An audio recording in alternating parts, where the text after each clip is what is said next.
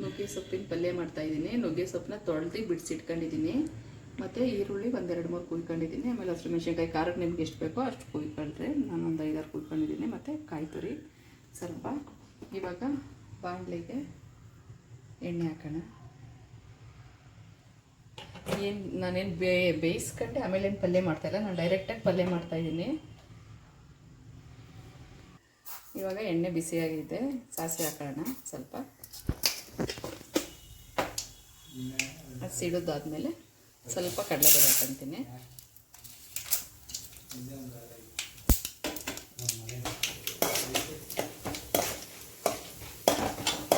ಇದೊಂದು ಸ್ವಲ್ಪ ಕಡಲೆಬೇಳೆ ನೀಟಾಗಿ ಎಣ್ಣೆಯಲ್ಲಿ ಫ್ರೈ ಆಗಲಿ.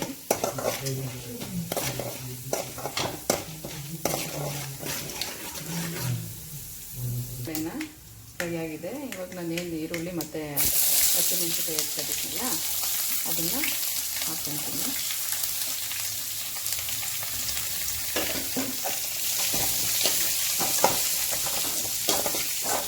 ಇದು ಚೆನ್ನಾಗಿ ಫ್ರೈ ಆಗಿದೆ. ಇದು ಸ್ವಲ್ಪ ಫ್ರೈ ಆಗಿದೆ.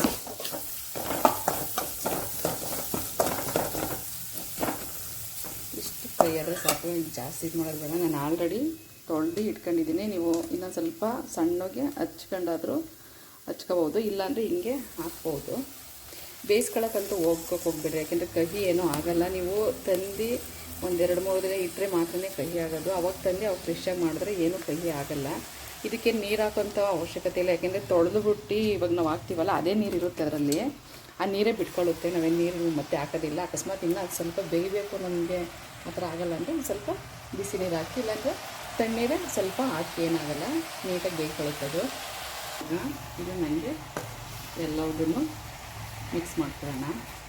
ಇವಾಗ ನೋಡೋಕೆ ಇಷ್ಟು ಕಾಣಿಸುತ್ತೆ ಅಷ್ಟೇ, ಸುಮ್ಮನೆ ಒಂದು ಬಿಸಿ ಆದ ತಕ್ಷಣ ಎಲ್ಲ ಸೊಪ್ಪೆಲ್ಲ ಬಾಡೋಗುತ್ತೆಲ್ಲ. ಆ ಥರ ಎಲ್ಲ ಮಿಕ್ಸ್ ಮಾಡ್ಕೊಳ್ಳೋಣ. ಒಂದು 2 ನಿಮಿಷ ಆಗಲಿ, ನಿಮಗೆ ಗೊತ್ತಾಗುತ್ತೆ ಎಷ್ಟಿದ್ದು ಸೊಪ್ಪು ಎಷ್ಟು ಆಗುತ್ತೆ ಅಂತ. ಒಂದು 2 ನಿಮಿಷ ಆಗಲಿ ನೋಡಿ. ಇವಾಗೆಲ್ಲ ಮಿಕ್ಸ್ ಮಾಡಿದ್ದೀನಿ ನೀಟಾಗಿ. ಇವಾಗ ಇನ್ನೊಂದು ಸ್ವಲ್ಪ ನೀರೆಲ್ಲ ಬಿಟ್ಕೊಳ್ಳಿ, ಆಮೇಲೆ ನಾನು ಪ್ಲೇಟ್ ಮುಚ್ಚಿರ್ತೀನಿ ಅದ್ರ ಮೇಲೆ. ನೋಡೊಂದು ಸ್ವಲ್ಪ ನೀರು ಹಾಕೊಂತೀನಿ, ಯಾಕೆಂದರೆ ಬೇಯಬೇಕಲ್ಲ. ಇದರಲ್ಲಿ ಆವಾಗಲೇ ಸೋಸ್ಬಿಟ್ಟು ಸ್ವಲ್ಪ ಹೊತ್ತಾಗಿತ್ತು, ಅದಕ್ಕೆ ನೀರೆಲ್ಲ ಇದಾಗೈತೆ. ಅವಾಗಲೇ ಹಾಕಿದ್ರೆ ಸ್ವಲ್ಪ ನೀರು ಜಾಸ್ತಿ ಇರುತ್ತಾರಲ್ಲ ಸೊಪ್ಪಲ್ಲಿ, ಅದಕ್ಕೋಸ್ಕರ ಒಂದು ಸ್ವಲ್ಪ ನೀರು ಹಾಕೊಂಡಿದ್ದೀನಿ.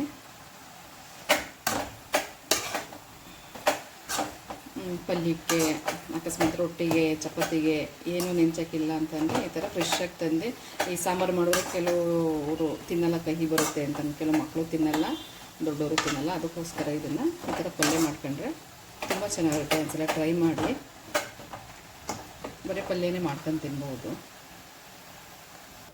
ಪ್ಲೇಟ್ ಮುಚ್ಚಿದ್ವಲ್ಲ ನೋಡಿ, ಇವಾಗ ಇಲ್ಲೆಲ್ಲ ನೀರು ಬಿಟ್ಕೊಂಡಿದೆ, ಎಲ್ಲ ಕುದೀತಾ ಇದೆ. ಟೊಮೊಟೊ ಬೇಕು ಅಂದರೆ ಹಾಕಿ, ನಾನು ಹಾಕಿಲ್ಲ.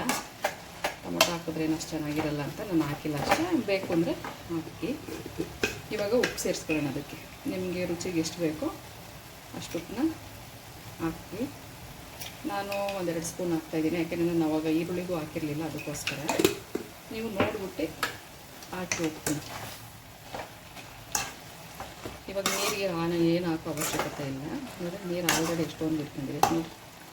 ಈ ನೀರಲ್ಲೇ ಬೇಯ್ಕೊಳ್ಳುತ್ತೆ. ನಾವು ಸೊಪ್ಪನ್ನ ಸೋಸಿ ನೀರು ಚೆಲ್ಲೋದ್ರಿಂದ ಅದರಲ್ಲಿ ಇರೋದೆಲ್ಲ ಅದರಲ್ಲೇ ಹೋದ್ಮೇಲೆ ಇನ್ನೇನು ಉಳಿತೈತೆ ಆ ಸೊಪ್ಪಲ್ಲಿ, ಬರೀ ಸೊಪ್ಪು ತಿನ್ನಬೇಕಾಗುತ್ತೆ. ಅದಕ್ಕೆ ಈ ರಸ ಎಲ್ಲ ಇದರಲ್ಲಿದ್ದರೆ ತುಂಬ ಚೆನ್ನಾಗಿರುತ್ತೆ, ಆರೋಗ್ಯಕ್ಕೂ ಒಳ್ಳೆಯದು. ಅದಕ್ಕೆ ಇವಾಗ ಇದು ನಿಮಗೆ ಬೇಯಿಸೋಣ, ಬೇಯ್ಕೊಳ್ಳುತ್ತೆ ನೋಡಿ.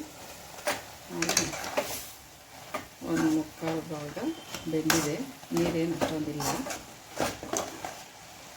ಇದೊಂದು ನಂದು 5 ನಿಮಿಷದಲ್ಲಿ ರೆಡಿ ಆಗಿರುತ್ತೆ. ಏನು ಜಾಸ್ತಿ ಹೊತ್ತು ಏನು ಸೊಬ್ಬೆ ಅದೇನು ಜಾಸ್ತಿ ಹೊತ್ತು ಬೇಕಾಗಿಲ್ಲ, ಯಾಕೆಂದರೆ ನಾವು ಯಾವುದಕ್ಕೆ ಕಾಳು ಗಿಳೆ ಏನು ಹಾಕಿಲ್ವಲ್ಲ, ಬರೀ ತಾನೆ ಒಂದು 10 ನಿಮಿಷದಲ್ಲೆಲ್ಲ ಬೆಂದಿರುತ್ತೆ. ಒಂದು 5 ನಿಮಿಷದಲ್ಲಿ ಇದು ಆಗುತ್ತೆ.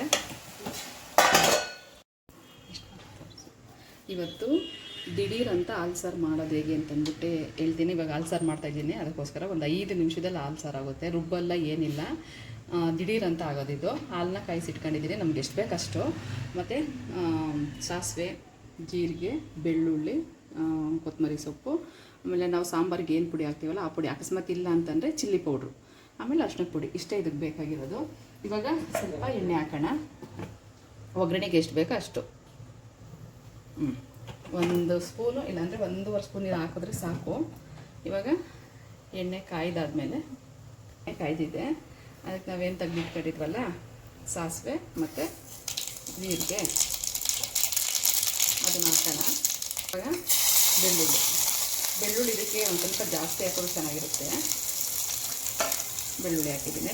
ಇದನ್ನು ಒಬ್ರಿಗೆ ಮಾಡ್ತಾ ಇರೋದು, ನೀವು ಇದೇ ಕ್ವಾಂಟಿಟಿಲಿ ನೀವು ಒಂದು 2-3 ಜನಕ್ಕೆ ಮಾಡ್ಕೋಬೋದು. ಯಾಕೆಂದರೆ ಅನ್ನಕ್ಕೆ ತುಂಬ ಚೆನ್ನಾಗಿರುತ್ತೆ, ಅನ್ನಕ್ಕೆ ಮುದ್ದೆಗೂ ತಿಂದರೆ ಚೆನ್ನಾಗಿರುತ್ತೆ. ನಾನೇನು ರುಬ್ಬ ಹಾಕ್ತಾಯಿಲ್ಲ, ಬರೀ ಹಂಗೆ ಆಗ್ತಾ ಇರೋದ್ರಿಂದ ಅನ್ನಕ್ಕೆ ಚೆನ್ನಾಗಿರುತ್ತೆ. ಬಿಸಿ ಬಿಸಿ ಅನ್ನಕ್ಕೆ ನೀವು ಅನ್ನಕ್ಕಾರು ತಿನ್ಬೋದು ಮತ್ತು ಮುದ್ದೆಗಾರು ತಿನ್ಬೋದು. ನೋಡಿ ಇವಾಗ ಅದು ಕಲರ್ ಚೇಂಜ್ ಆಯ್ತಿದೆಯಲ್ವಾ, ಆವಾಗ ಸ್ವಲ್ಪ ಅರ್ಶಿನದ ಪೌಡ್ರು, ಆಮೇಲೆ ನಾವೇನು ಸಾರಿನ ಪೌಡ್ರ್ ಹಾಕಿದ್ದೀವಲ್ಲ, ಧನಿಯಾ ಪುಡಿ ಅಂತೆಲ್ಲ, ಇದು ತರಕಾರಿ ಸಾಂಬಾರಿಗೆಲ್ಲ ಹಾಕ್ತೀವಲ್ಲ, ಬೇಳೆ ಸಾರಿಗೆಲ್ಲ ಆ ಧನಿಯಾ ಪುಡಿ, ಇದು ಸಾಂಬಾರು ಪುಡಿ.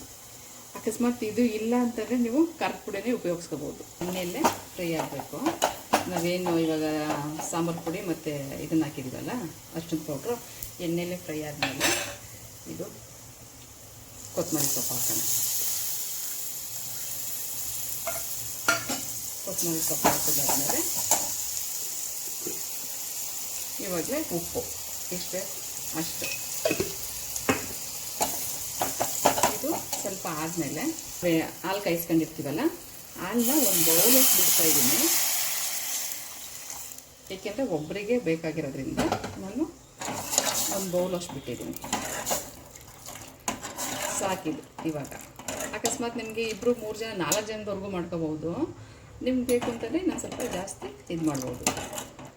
ಇದು ಒಬ್ಬರಿಗೆ 1 ಬೌಲ್ ಹಾಲು ಸಾಕಾಗುತ್ತೆ. ದಿಢೀರಂತ ಇವಾಗ ಏನಾದರೂ ಮಾಡಿದ್ದೀವಿ, ಸಾಂಬಾರಿಲ್ಲ, ಏನಪ್ಪ ಮಾಡೋದು ಅಂತಂದರೆ ಈ ಥರ ಮಾಡಿ ಒಂದ್ಸಲ ಟ್ರೈ ಮಾಡಿ, ತುಂಬ ಚೆನ್ನಾಗಿರುತ್ತೆ ಹಾಲು ಸಾರು. ನೋಡಿ ತುಂಬ ಚೆನ್ನಾಗಿರುತ್ತೆ, ಒಂದ್ಸಲ ಟ್ರೈ ಮಾಡಿ. ನೋಡಿ ಇದು ಚೆನ್ನಾಗಿ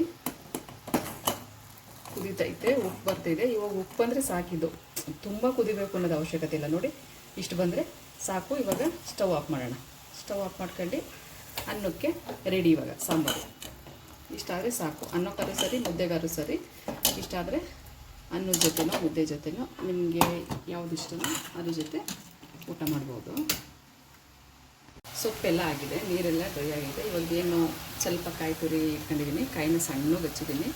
ನಿಮ್ಗೆ ಅಕಸ್ಮಾತ್ ತುರಿ ಹಾಕೊಂಡಾದ್ರೂ ಜಾಸ್ತಿ ಹಾಕೋಬೋದು, ಇಲ್ಲಾಂದರೆ ಮೊಟ್ಟೆ ಬೇಕಾದ್ರೂ ಇದಕ್ಕೆ ನೀವು ಯೂಸ್ ಮಾಡ್ಕೋಬೋದು.